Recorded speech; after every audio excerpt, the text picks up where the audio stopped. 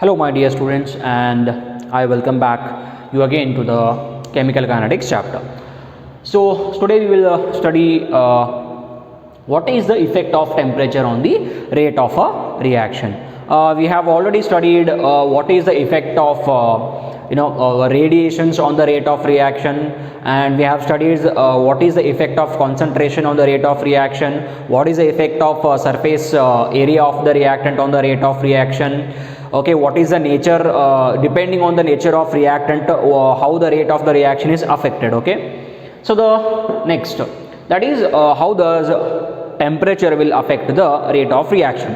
Okay, see, generally it is observed for most of the reactions that for every 10 degrees Celsius rise in the temperature, rate of the reaction gets doubled for most of the reactions. It does not mean for all reactions. See, in some of the reactions, when we increase the temperature of the reaction by 10 degrees Celsius, sometimes it may get the rate of reaction gets tripled. Okay, in some cases when you increase the temperature, then the rate of the reaction decreases.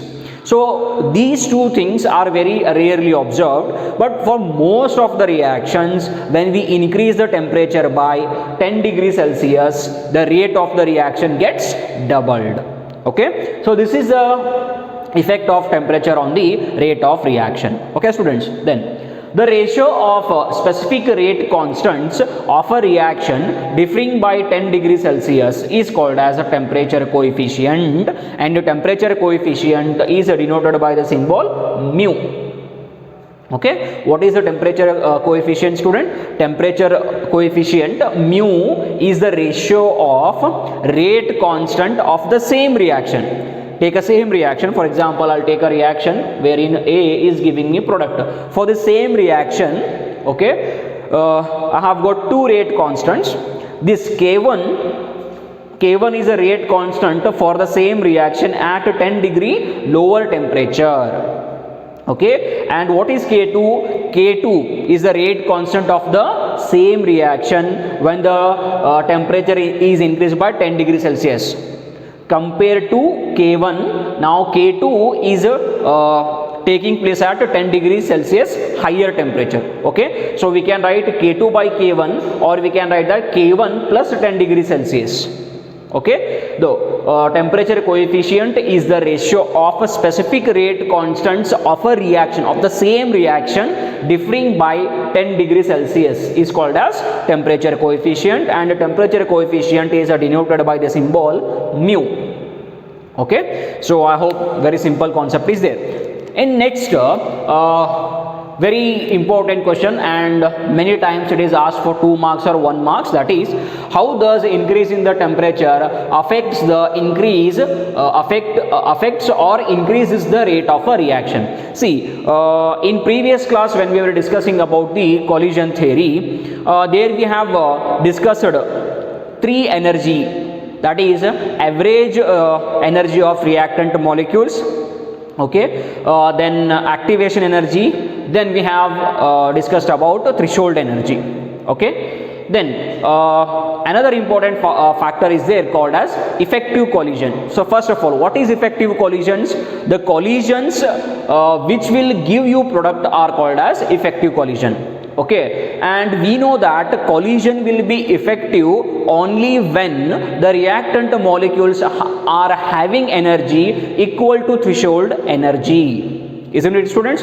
For the collision of reactant molecules to give you product, the energy of those colliding reacting molecules must be having energy equal to or more than threshold energy.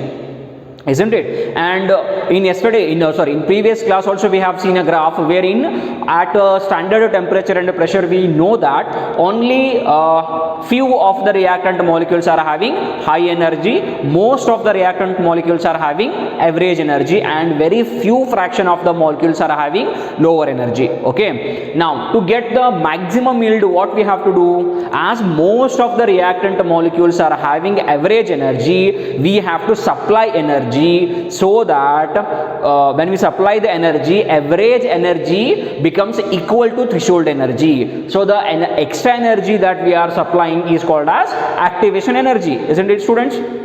So when we supply extra energy, average energy becomes equal to threshold energy.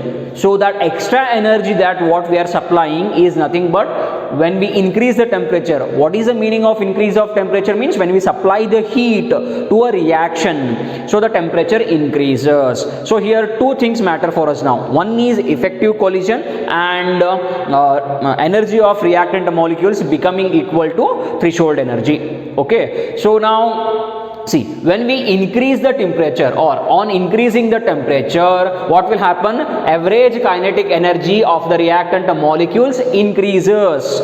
So average kinetic energy is increasing means what? It will become equal to or more than a threshold energy. So when more number of reactant molecules are having energy equal to or more than threshold energy, what will happen? This in turn will increase the effective collision. So when effective collision increasing means what? More number of reactant molecules are having threshold energy. So when more number are having, more number of effective collisions will be there. When more number of effective collision will be there, more will be the formation of product. So simple. So see, how does increase in the temperature will increase the rate of reaction? On increasing the temperature, what will happen? Average kinetic energy of the reactant molecules increases.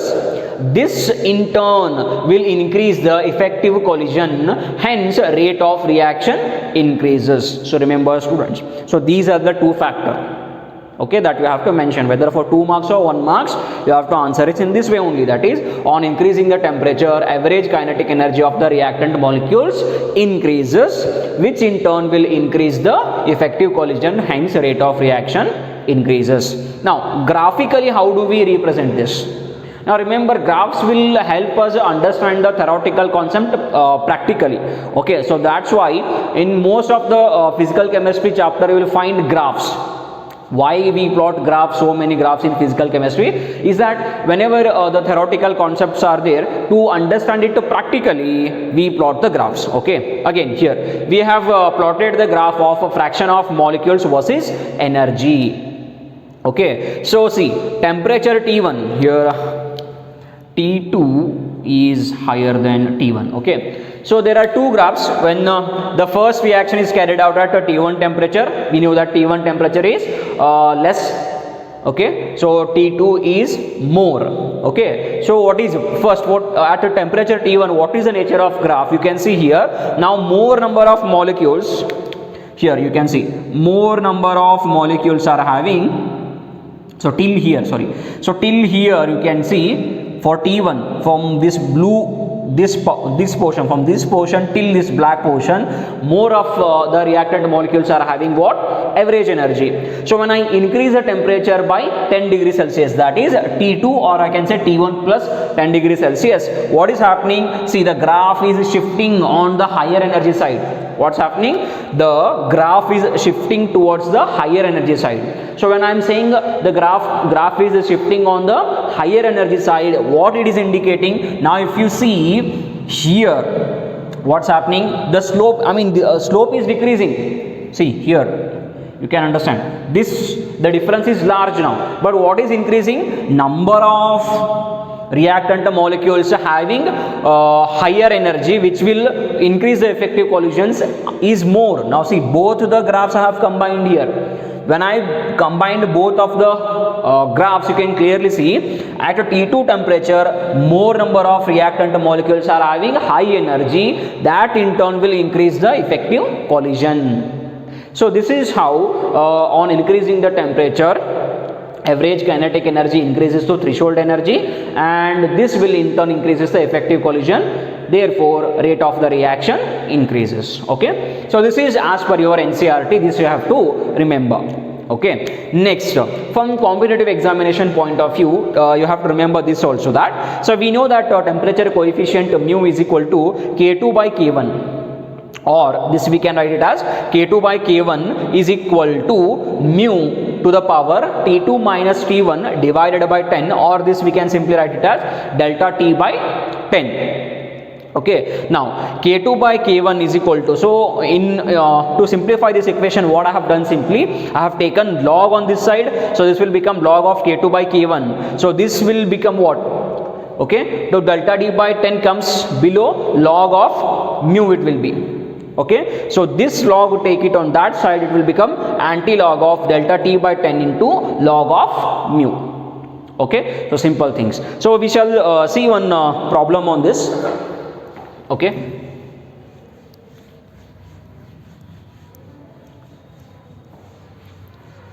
so here are the problems. That is, see, at 20 degrees Celsius the rate of a reaction is R, then what is the rate at 60 degrees Celsius?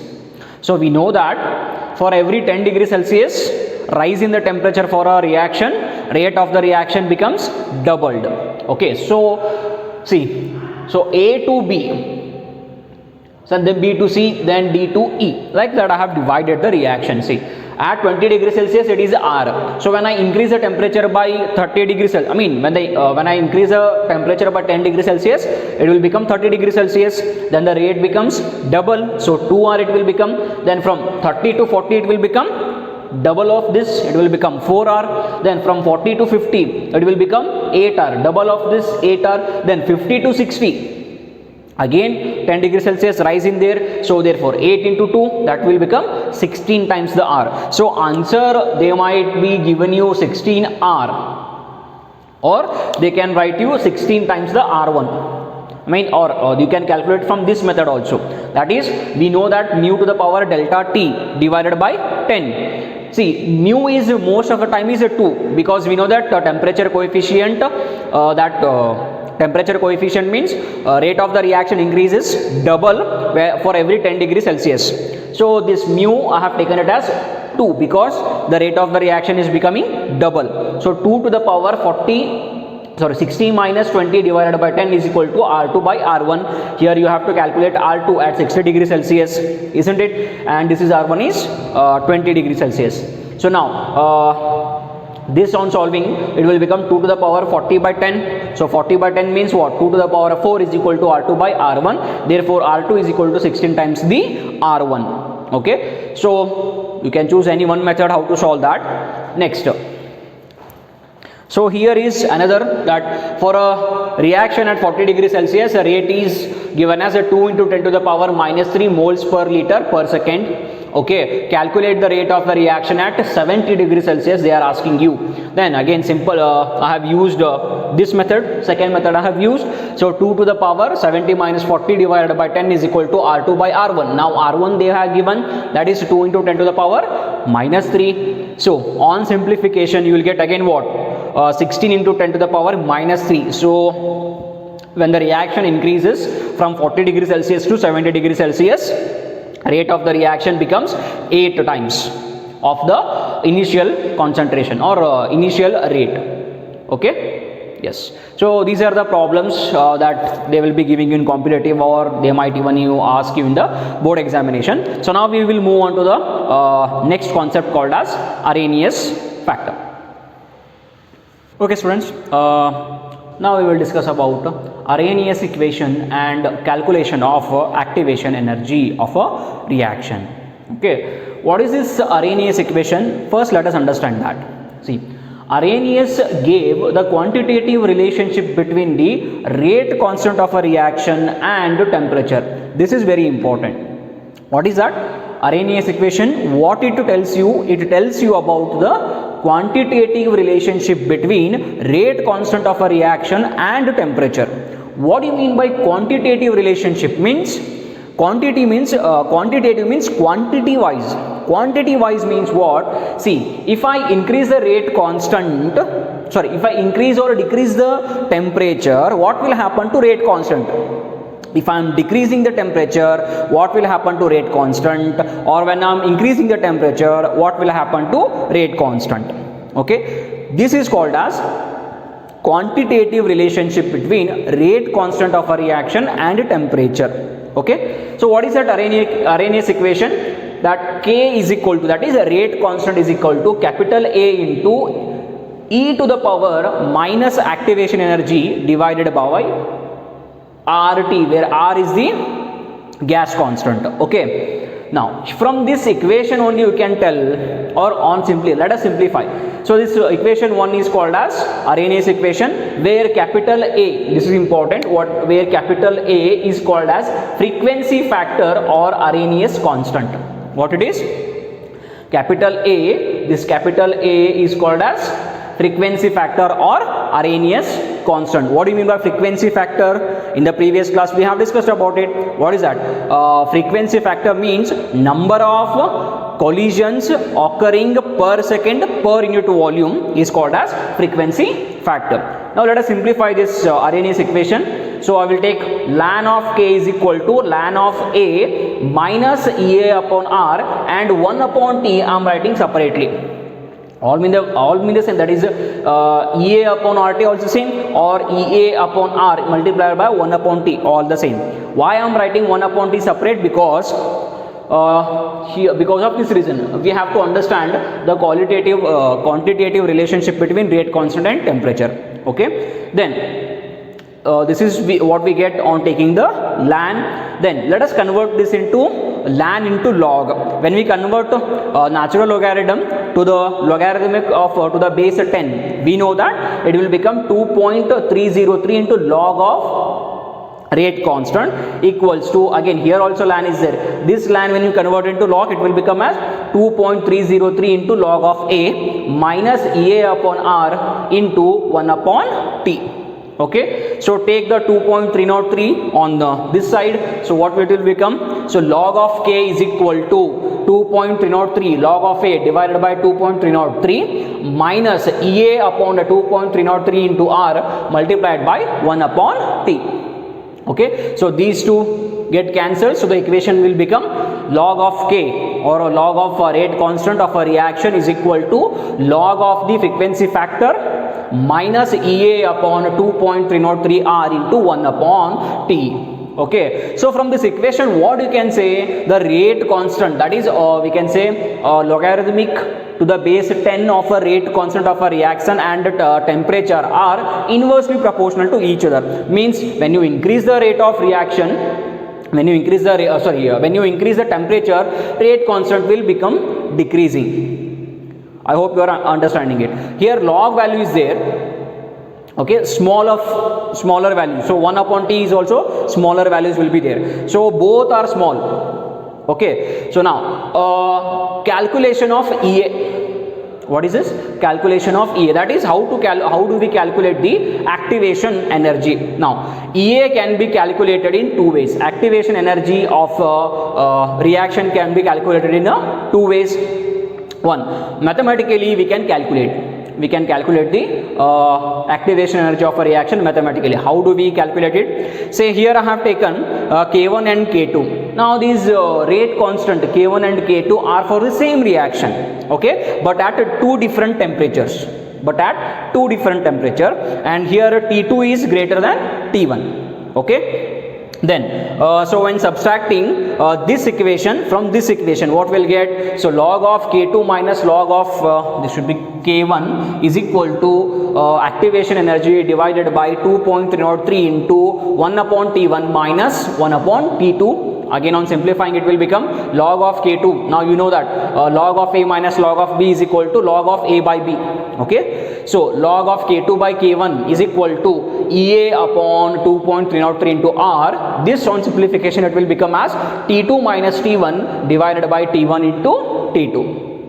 Okay, so now energy of activation is equal to, now this will come on that side, so it will become T1 into T2 divided by T2 minus T1. This also goes on this side, so 2.303 into R, so multiplied by log of K2 by K1. So mathematically this is how we can calculate the activation energy. Now second method is where we can calculate the activation energy is graphically. Okay, so what is the Arrhenius equation, students? So log of rate constant is equal to log of the frequency factor minus EA upon 2.303 R into 1 upon T. So this equation is like y equal to mx plus c. Okay, y equal to mx plus c. Then when we plot log of k on y-axis, log of k and 1 upon t on the x-axis, so we will get a graph like this.